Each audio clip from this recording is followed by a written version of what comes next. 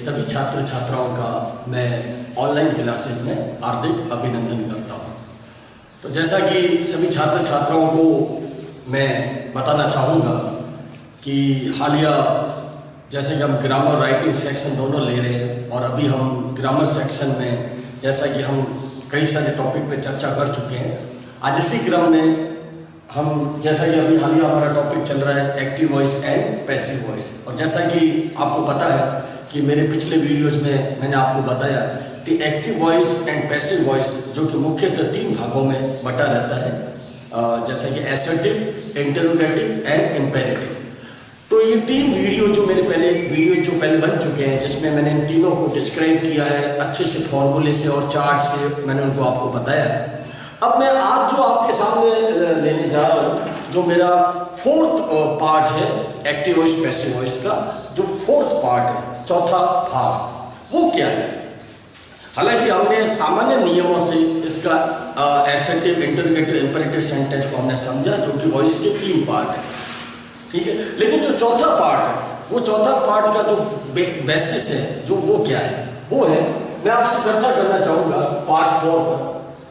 आप पार्ट 4 में देखिए कि कई बार हमारे एक्टिव वॉइस पैसिव वॉइस में कुछ सेंटेंस ऐसे आते हैं जिसमें कुछ अलग तरह का एक फॉर्मेशन होता है। जैसे आप देखिए, एक क्वेश्चन बनता है डबल ऑब्जेक्ट के साथ। आप बिल्कुल इसको ध्यान से देखिए, डबल ऑब्जेक्ट यानी कि एक ऐसा सेंटेंस होता है जिसमें 2 ऑब्जेक्ट होते हैं।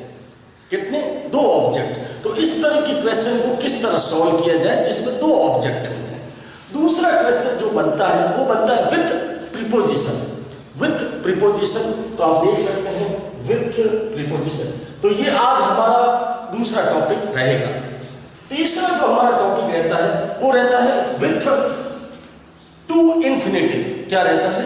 टू इन्फिनेटिव, यानी कि एक क्वेश्चन हमारा जो तीसरा क्वेश्चन बनता है विथ टू इन्फिनेटिव, यानी ऐसा सेंटेंस जिसमें टू के साथ एक वर्ब दी रहती है, टू के साथ, तो उसको, उस सेंटेंस को किस तरह सॉल्व किया जाए।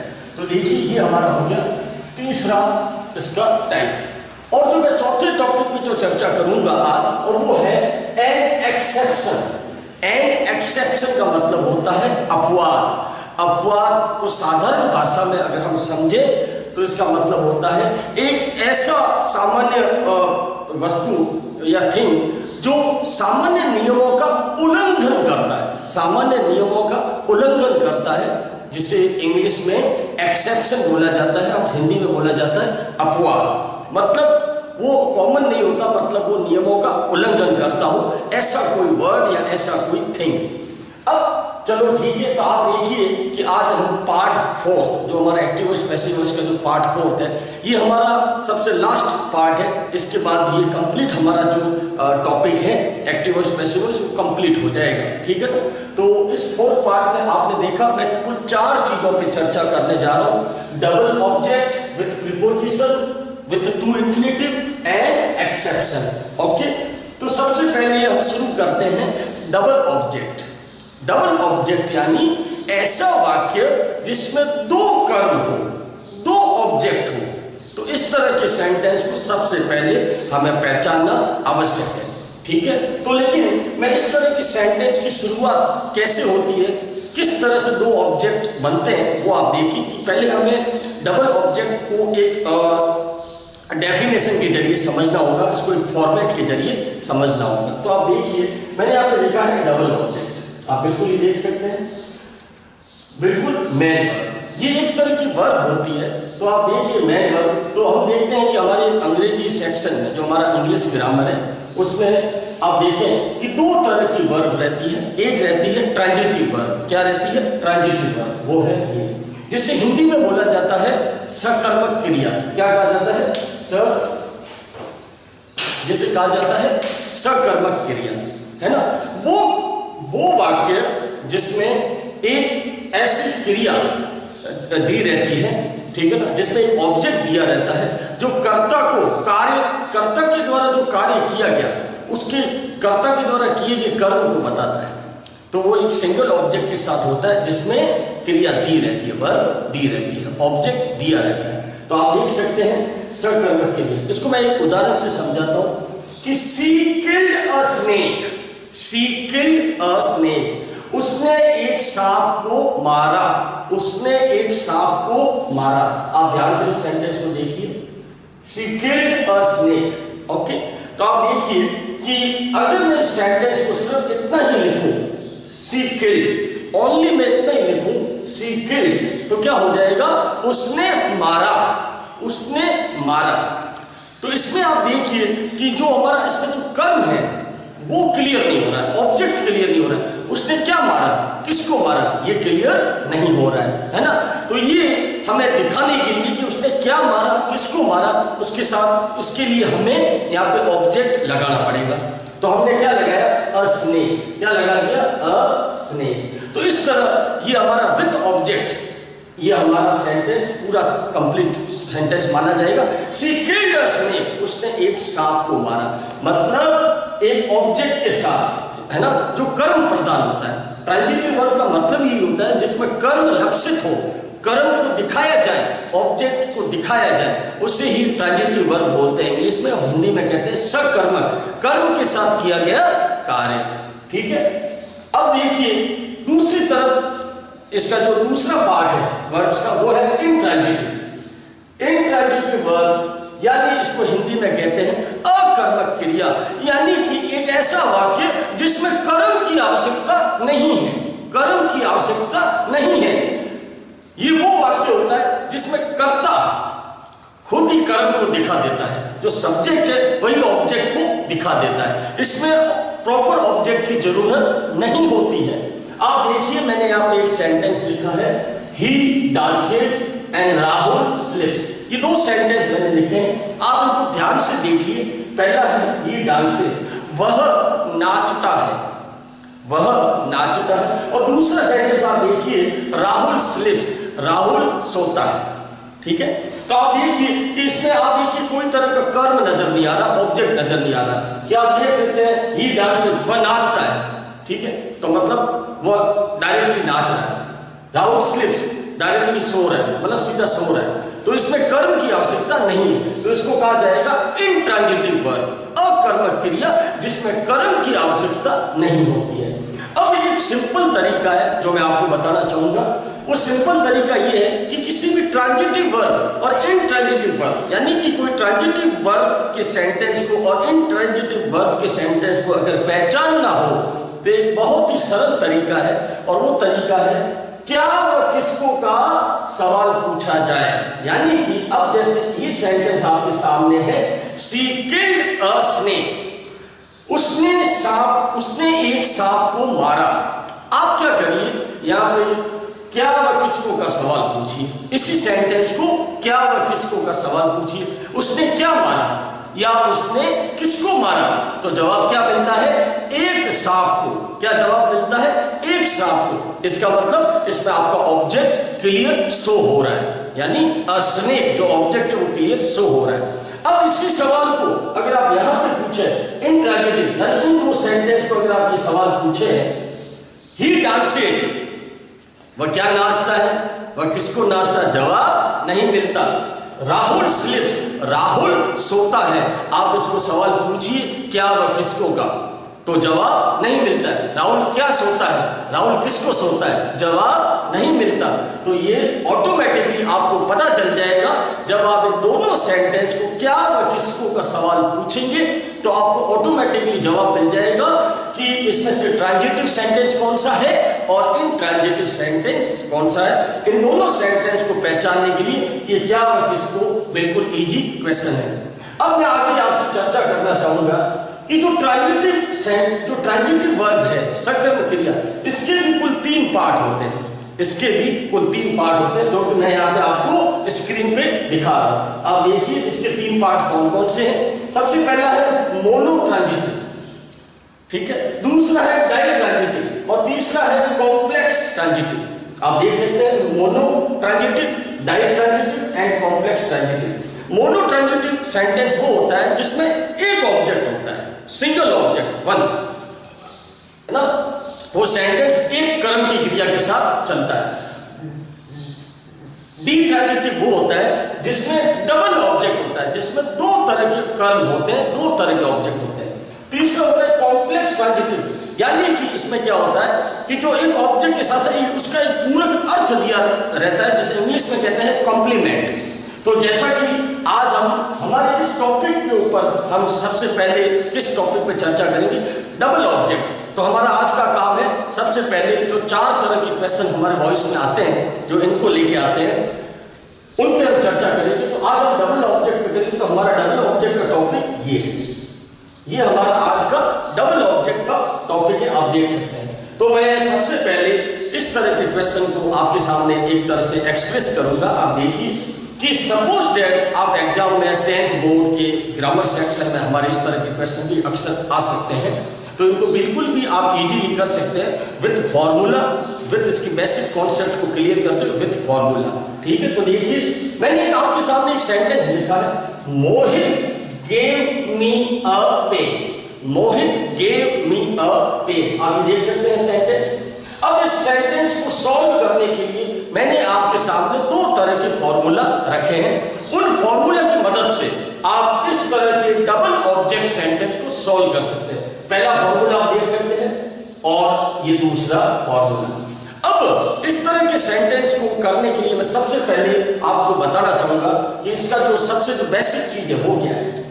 वो ये है, सबसे पहले इस तरह के सेंटेंस को आप अलग अलग भागों में बांट लीजिए। जैसे कि सेंटेंस आपके सामने है, मोहित gave me a pen। Okay, तो आप ध्यान रखिए कि अब जनरली हम किसी सेंटेंस को जब मिलाते हैं, ठीक है, तो उसमें क्या होता है कि हम जैसे एसेटिव सेंटेंस में क्या करते हैं, ऑब्जेक्ट को आगे ले लेते हैं, राइट। लेकिन अब यहाँ पे आपको सबसे पहले तो ये देखना है कि इसमें ऑब्जेक्ट है कितने। तो इसमें 2 तरह के ऑब्जेक्ट है, पहला है मी और दूसरा है अ पेन। ये 2 ऑब्जेक्ट है, okay, me and a pen. आप कैसे समझिए कि अगर इस क्वेश्चन को मैं यहां से स्टार्ट करूं तो सबसे पहले ये सब्जेक्ट आ गया, फिर ये वर्ब आ गई एंड ये ऑब्जेक्ट हो गया। तो आपको पता है एसेटिव सेंटेंस में भी ऐसा ही होता है, सब्जेक्ट होती है, वर्ब होती है, फिर ऑब्जेक्ट होता है, बराबर। तो यानी कि सब्जेक्ट आ गया, वर्ब आ गया, ऑब्जेक्ट आ गया, लेकिन उसके बाद एक और ऑब्जेक्ट आ गया, ओके, यानी कि ये हो गया डबल ऑब्जेक्ट। कोई दिक्कत नहीं है। अब हमें इसे वापस पैसिव फॉर्मेट में चेंज करना है, पैसिव वॉइस में बदलना है। तो सबसे पहले सेंटेंस को आप अलग अलग भागों में बांट लीजिए। पहले आप क्या करिए, इस फॉर्मूले को आप देखिए, ऊपर वाले फॉर्मूले को और नीचे वाले फॉर्मूले को। आप इन दोनों में से किसी भी एक तरीके से सेंटेंस को पैसिव में बदल सकते हैं, ठीक है। तो सबसे पहले देखिए, जो हमारे यहाँ पे जो ये मी है, ये मी इनडायरेक्ट ऑब्जेक्ट है। क्या है? Indirect object. ये यहाँ पे जो मी है वो इनडायरेक्ट ऑब्जेक्ट है, और जो हमारे यहाँ पे जो पेन है ये डायरेक्ट ऑब्जेक्ट है। क्या है? डायरेक्ट ऑब्जेक्ट, सीधा सीधा कर्व। और जो मी है वो इनडायरेक्ट ऑब्जेक्ट है, ओके। तो आप देखिए, अब हमें इस फॉर्मूले के अनुसार इसको मिलाएंगे। हमारे फॉर्मूले में सबसे पहली चीज है इनडायरेक्ट ऑब्जेक्ट, आई यानी इनडायरेक्ट, ओ यानी ऑब्जेक्ट। तो सबसे पहले हमें इनडायरेक्ट ऑब्जेक्ट को आगे लाना है। तो आपको भी पता है कि जब ऑब्जेक्ट को हम सब्जेक्ट के रूप में आगे लाते हैं तो मी का क्या हो जाता है? आई। क्या हो जाता है? आई। तो हम देख सकते हैं, यहां बढ़ाएं, इसको बढ़ाएंगे तो सबसे पहले हो गया आई प्लस, फिर उसके बाद इस चीज को क्लियर करने के बाद हम लाते हैं हेल्पिंग वर्ब। अब आप जैसे देख सकते हैं कि यहाँ पे जो हमारी इस सेंटेंस में जो वर्ब आई है वो आई है गेव, और गेव कौन सी फॉर्म है? Second form. तो सेकंड फॉर्म मतलब अगर मैं आपको जैसे पिछले वीडियो में बता चुका हूं कि ये पास्ट सिंपल की सेकंड फॉर्म है, तो ये पास्ट कंटिन्यूअस वॉज वर्ब में बदल जाता है। तो हम यहाँ पे आई को देखते हुए यहाँ पे क्या लगाएंगे? वॉज। तो ये हो गया वॉज प्लस, फिर उन्होंने बताया है मेन वर्ब, यानी कि जो गेव की जो थर्ड फॉर्म है वो हमें यहां लगानी है। तो क्या हो जाएगी? गेवन। क्या हो जाएगी? गेवन।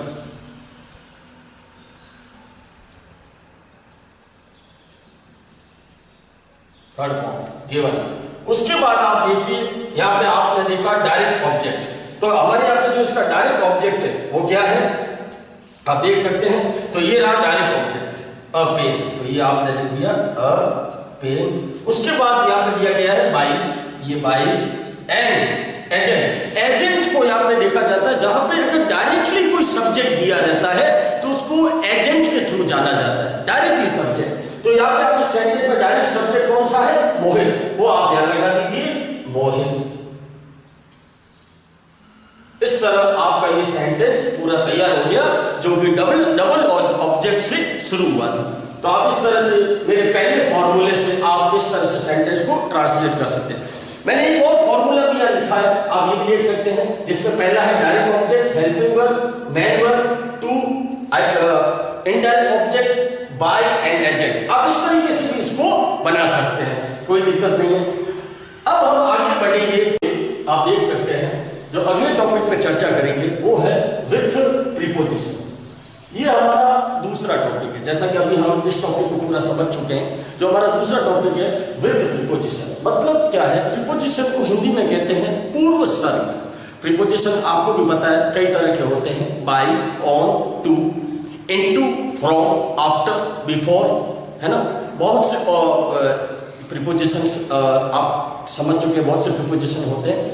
तो कई एक्टिविटीज पैसिव में कई क्वेश्चन ऐसे आते हैं जो प्रीपोजिशन के साथ आते हैं, प्रीपोजिशन से लग के आते हैं, तो उनको पैसिव में बदलने का क्या तरीका है। तो सबसे पहले आप देखिए, मैं आपके सामने एक एग्जांपल लिख रहा हूं, he comments on her, he comments on her, okay, यानी कि वह उस पर कोई तरह का कमेंट करता है ना, कोई तरह की बात कहता है। तो आप देख सकते हैं कि इसको बदलने के लिए मैंने आपके सामने एक फॉर्मूला बनाया है, आप अच्छे से देखिए फॉर्मूला।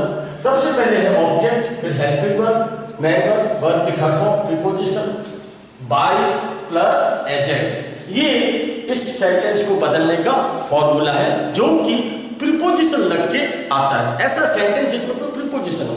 तो आप देखिए, अगर मान लो आपके बोर्ड एग्जाम में इस तरह का कोई क्वेश्चन आता है जिसमें कोई प्रीपोजिशन दिया रहता हो, निश्चित प्रीपोजिशन दिया रहता हो, तो आप सबसे पहले आप उस सेंटेंस को पहचान लीजिए, उस सेंटेंस में निश्चित प्रीपोजिशन कौन सा है। तो हमने सेंटेंस में देखा ही कमेंट्स ऑन हर, तो ऑन क्या है? प्रीपोजिशन, है ना, ठीक है। अब इसका फॉर्मूला देखिए, सबसे पहले हमें ऑब्जेक्ट को आगे लेना है। तो यहाँ पे आप देखिए कि आपको भी पता है कि हम एसेटिव सेंटेंस में पहले भी देख चुके हैं कि शुरू में सब्जेक्ट होता है, फिर वर्ब होती है, फिर ऑब्जेक्ट होता है ना। और वही ऑब्जेक्ट जब हम उसे आगे लेते हैं तो वो सब्जेक्ट के रूप में हो जाता है, तो वो चेंज हो जाता है। तो यहाँ पे जो हर है ये ऑब्जेक्ट है ना, ये ऑब्जेक्ट है। तो इस ऑब्जेक्ट को जब हम आगे लेंगे तो ये क्या हो जाएगा? सी, क्या हो जाएगा? सी। बिल्कुल आप ध्यान से देख सकते हैं। उसके बाद हम अगली चीज देखेंगे हेल्पिंग वर्ब। तो कमेंट्स जो है वो फर्स्ट फॉर्म है। क्या है? First form. तो मेरे पिछले वीडियो में भी आप देख चुके, मैंने एक टेबल के जरिए आपको बताया कि जब आपके एक्टिव सेंटेंस में अगर फर्स्ट फॉर्म हो SES, तो उसको किस में बदला जाता है? HRM में, है ना।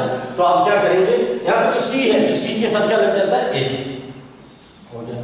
उसके बाद आप देखिए कि आपकी जो मेन वर्ब जो कि थर्ड फॉर्म है, वो मेन की तो थर्ड फॉर्म क्या रहेगी? कमेंटेड। तो सी इज कमेंटेड, ये थर्ड फॉर्म हो जाएगी। उसके बाद आप देखते हैं क्या है? प्रीपोजिशन। तो ये जो ऑन है ये अब यहाँ पे आ जाएगा। उसके बाद दिया गया है बाय, तो ये आपने बाय लगा दिया। और उसके बाद लास्ट में है एजेंट। एजेंट मतलब एक डायरेक्ट सीधा कर्ता, यानी एक सीधा सब्जेक्ट दिया रहता है जिसे एजेंट के रूप में पहचाना जाता है। तो यहाँ पे हमारा सब्जेक्ट रहता था ही, तो आपको भी पता है ये ही किस में बदल जाएगा? हिम में। तो ये हो जाएगा हिम।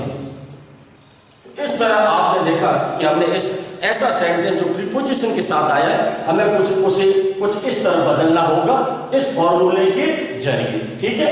अब आपके सामने मैं देख सकता हूं, मैंने एक और सेंटेंस दिया है, Rohit look after his old mother. तो आपको मैं बताना चाहूंगा कि कुछ ऐसे सेंटेंस भी आते हैं, चाहे वो प्रीपोजिशन के साथ हो या डबल ऑब्जेक्ट, किसी में भी। तो जैसे अब इसमें प्रीपोजिशन के साथ आया, इसमें प्रीपोजिशन क्या दिया गया है? आफ्टर, है ना। आफ्टर क्या है? प्रीपोजिशन है। तो हम इसको चर्चा में करेंगे। तो कैसे करेंगे कि सबसे पहले कई बार ऐसा होता है कि जब हम उसको जब भी ऑब्जेक्ट को आगे लाते हैं, इसका फॉर्मूला दिया गया है, इसमें हमें ऑब्जेक्ट आगे लाना है। लेकिन कई बार क्या होता है, हमारा ऑब्जेक्ट बीच में होता है, सेंटेंस के बीच में होता है।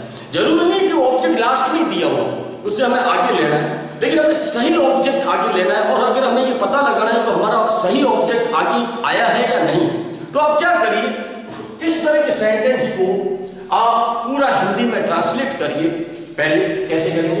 Rohit looked after his old mother. Rohit अपनी बूढ़ी माँ की देखभाल करता था। रोहित अपनी बूढ़ी माँ की देखभाल करता था। तो आप इसको क्या और किसको का सवाल पूछिए। रोहित क्या करता था? रोहित अपनी बूढ़ी माँ की सेवा करता था। किसकी सेवा करता था? अपनी बूढ़ी माँ। यानी कि आपको जो जवाब मिला वो क्या जवाब मिला? अपनी बूढ़ी माँ। रोहित क्या करता था? अपनी बूढ़ी माँ की सेवा करता था। अपनी बूढ़ी माँ, ये जवाब मिला। तो ये जो जवाब मिला अपनी बूढ़ी माँ, ये आपका सही ऑब्जेक्ट हो गया। तो आप देखिए, आपको ये सेंटेंस पूरा आगे ले रहा है। हम ले लेते हैं। आप देख सकते हैं यहाँ पे हिज ओल्ड मदर प्लस, उसके बाद हमने देखा हमारा ऑब्जेक्ट आ गया हेल्पिंग वर्ब। तो आप देख सकते हैं लुक कौन से फॉर्म है? सेकंड फॉर्म है। कौन से फॉर्म है? Second form. तो क्या हो जाएगा? Was verb. तो हम यहां लगाएंगे वॉज प्लस, फिर हम आएंगे वर्ब की थर्ड फॉर्म। तो हम क्या करेंगे? लुक्ड। फिर उसके बाद आ जाता है प्रीपोजिशन। तो क्या आ जाएगा? आफ्टर। क्या आ जाएगा? आफ्टर, जो ऑलरेडी दिया गया है। फिर हम लगा देंगे बाय, बाय, और फिर हम देखेंगे एजेंट। तो हमारा एजेंट क्या है? यहां पे हम देखें रोहित, तो आप यहां लगा दीजिए रोहित। इस तरह आपका ये सेंटेंस, ऐसा सेंटेंस जो प्रीपोजिशन के साथ शुरू हुआ है, आप इस फॉर्मूला के जरिए उसको आसानी से बदल सकते हैं। अब मैं आगे आपसे चर्चा करना चाहूंगा तीसरे टॉपिक पे, और ये हमारा तीसरा टॉपिक है जो कि शुरू होता है with to infinitive. With to infinitive. आप इस सेंटेंस को देख सकते हैं जो कि विथ टू इंफिनिटिव शुरू होता है। मैं आपको पहले बताना चाहूंगा कि इंफिनिटिव का मतलब क्या होता है। इंफिनिटिव वो एक चीज है जो कि साधारण क्रियाओं के साथ शुरू होता है, जो साधारण क्रियाओं को इंगित करता है, साधारण क्रियाओं को बताता है, जैसे डू, ईट, ये सब साधारण क्रियाओं के साथ शुरू होता है। तो ये जो इंफिनिटिव है ये हमेशा टू के साथ शुरू होता है। जो साधारण क्रियाएं वो टू के साथ शुरू होती है, उसमें हमेशा टू लगाया जाता है। तो मैंने आपके सामने इसको इजी करने के लिए मैंने आपके सामने एक टेबल फॉर्मेट बनाया है। आप देख सकते हैं ये टेबल फॉर्मेट पूरा to infinitive with active voice, passive voice. To infinitive with active voice, passive voice, और उसी को आगे पैसिव में बदलने के लिए मैंने यहां पे लिखा है to infinitive with passive voice, active voice, passive voice. Okay, तो आप देख सकते हैं मैंने कुछ स्ट्रक्चर, फॉर्मूला वाइज कुछ स्ट्रक्चर आपके सामने लिखे हैं। सबसे देखिए, subject is are am, to verb की फर्स्ट फॉर्म प्लस ऑब्जेक्ट। अब आपका ऐसा कोई सेंटेंस है जो इज आर एन के साथ शुरू हुआ है और जिसमें टू प्लस वर्ब की फर्स्ट फॉर्म दी गई हो, ऐसा सेंटेंस जो सब्जेक्ट के साथ शुरू हुआ हो और जिसमें is are am plus to plus verb की फर्स्ट फॉर्म दी गई हो, तो उसको आप किस तरह बदलेंगे? तो आप सामने देख सकते हैं, बिल्कुल इसके सामने ये देख सकते हैं, object is are am, to be verb की third form, by and subject. अगर कोई सेंटेंस ऐसा है जिसमें हैज से शुरू हो रहा है, हैज टू प्लस वर्ब की फर्स्ट फॉर्म प्लस ऑब्जेक्ट, तो उसको आप कैसे बदलेंगे? Object has to be verb की third form, by and subject. बिल्कुल इस तरह सारे सेंटेंस आप देख सकते हैं, वॉज वर्ब टू वर्ब की फर्स्ट फॉर्म प्लस ऑब्जेक्ट, तो इसको कैसे बदलेंगे? बिल्कुल आप देख सकते हैं इस तरीके से, object was verb to be verb की थर्ड फॉर्म, बाय सब्जेक्ट।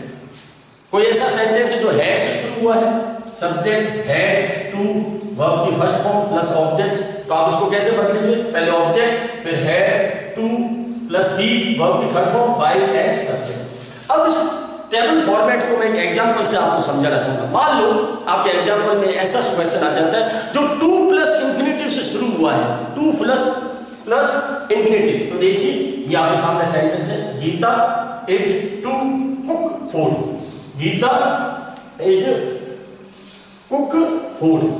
तो आप देख सकते हैं हम इसको कैसे बदलेंगे। आप सबसे पहले देख लीजिए, यहाँ पे ये टू है plus cook, two plus infinitive,